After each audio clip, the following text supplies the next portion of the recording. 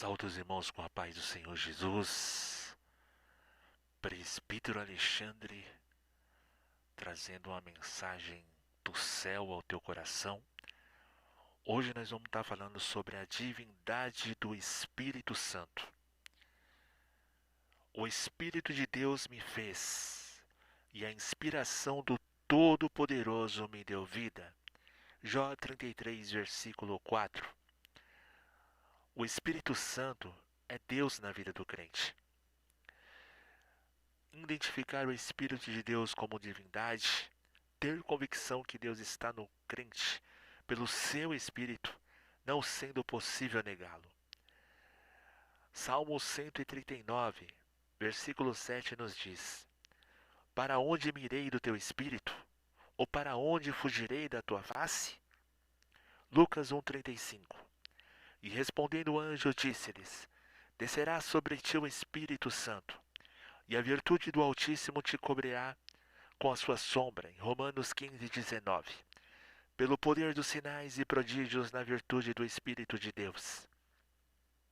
1 Coríntios 2:10, mas Deus nos revelou pelo seu Espírito, porque o Espírito penetra todas as coisas, ainda as profundezas de Deus. Hebreus 9:14, quanto mais o sangue de Cristo, que pelo Espírito eterno se ofereceu a si mesmo, imaculado a Deus, purificará as vossas consciências das obras mortas, para servirdes ao Deus vivo. O Espírito Santo, soberano que se dispõe em tudo. O Espírito Santo, o autor do novo nascimento. O Espírito Santo, inspirador das Escrituras. O Espírito Santo, fonte de sabedoria.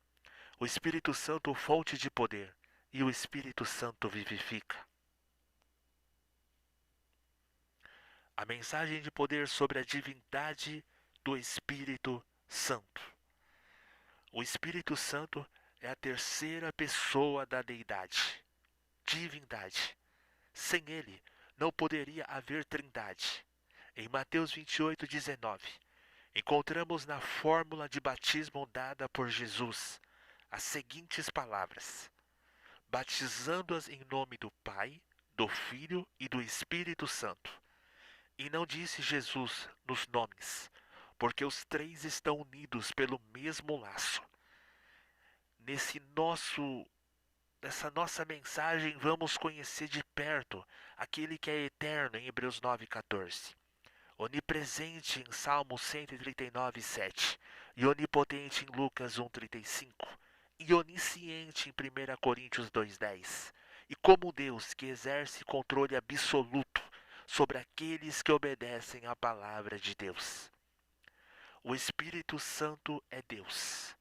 O Espírito Santo não é uma pessoa qualquer. Ele é uma pessoa divina, é Deus. E não devemos confundi-lo com outros espíritos. E cada um de nós deve e precisa ter o cuidado especial de uma constante vigilância quanto às atitudes tomadas em relação à pessoa do Espírito Santo.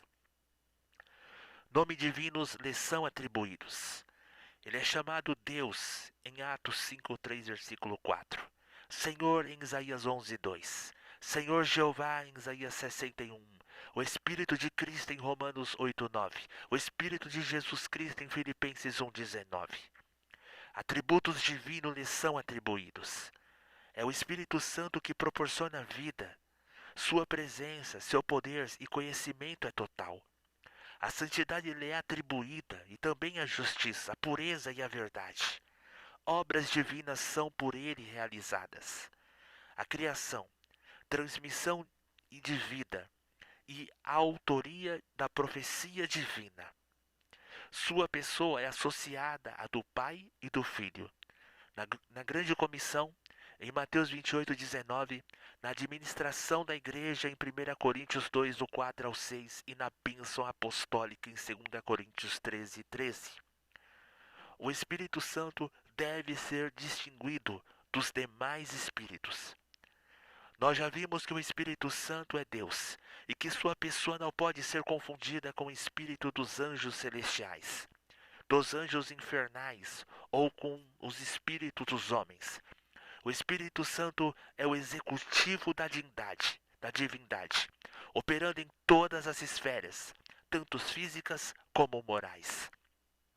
O Espírito Santo, por ser pessoa, sempre se escreve com E maiúsculo. Foi o Espírito Santo que cobriu toda a terra com uma grande enchente. A partir dos Pentecostes em Atos 2:2, após ter sido coroado o Filho do Homem na sua exaltação à destra de Deus. Vejamos a diferença dos seguintes textos. Em Romanos 8:16, Gênesis 6:3 e João 14:26. É o Espírito Santo que convence o homem do pecado, da justiça e do juízo. João 16, do 9 ao 11.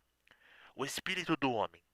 O Espírito do homem é aquilo que faz o homem diferente de todas as demais coisas criadas.